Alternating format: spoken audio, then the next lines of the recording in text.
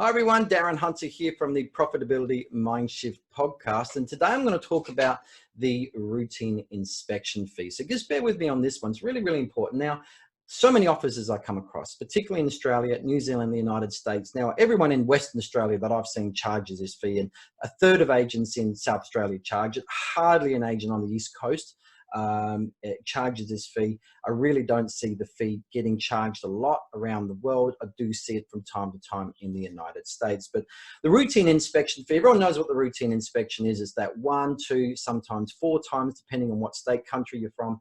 Those times you go to the property during the tenancy to check on it, make sure the tenants abiding by the conditions of their lease, you look out or report any repairs, etc., etc. Now, always when I ask this question in a training, I say, okay, how long does a routine inspection take? And they all put up their hand and go, oh, it takes 20 minutes or it takes 25 minutes or 15 minutes. And I said, well, really? Is that the entire routine inspection? What about booking time, drive time, do the inspection, doing the work that was generated because you showed your face up at the property? What about getting the report ready and sent to the owner? And everyone agrees it's about an hour. So what is your time worth per hour? And right now, if you had to charge somebody for company time per hour, not talking about property managers' salaries or anything like that, but if you had to charge for company time, what would you charge? And I ask this in the room, and I commonly hear $55 or $60 or $70, or every now and then I hear $100 or something like that. And so let's just work on this, because if it takes an hour, well, firstly, why are we doing it for free? You hear people, well, it should be charged as part of the management fee. Well, that's your mindset. Let's challenge that, because you can charge whatever you like if you can believe you're worth it and know how to justify. But let's have a look at all the other contractors you're dealing with. What about the cleaner? What are they charging? And I get various answers, but it could be $30 to $50 an hour. The gardener is about the same, the lawnmower man. Then the handyman is a bit more, might be that $40 to $60, $70 an hour. The plumber, that's like the $50 to $70, $80 an hour, $90 an hour. Electrician might be the same or a bit more. And then what about the geek to come out and fix your computer? We're looking $150, sometimes $200 an hour. What about the accountant? $200 and $300 an hour, the company accountant. What about the company lawyer? $500 plus per hour. That's what those services are worth. In a lot of cases, we don't go and question it. If we need something done, we know in our mind, well, that's what that service is worth.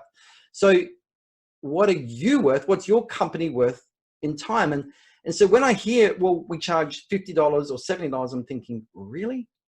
Don't you think you're better than the lawnmower man? What about the handyman? I mean, and I challenge them. And I say, is it because property management's so easy? Is it because there's no risk of litigation in property management? Is that why?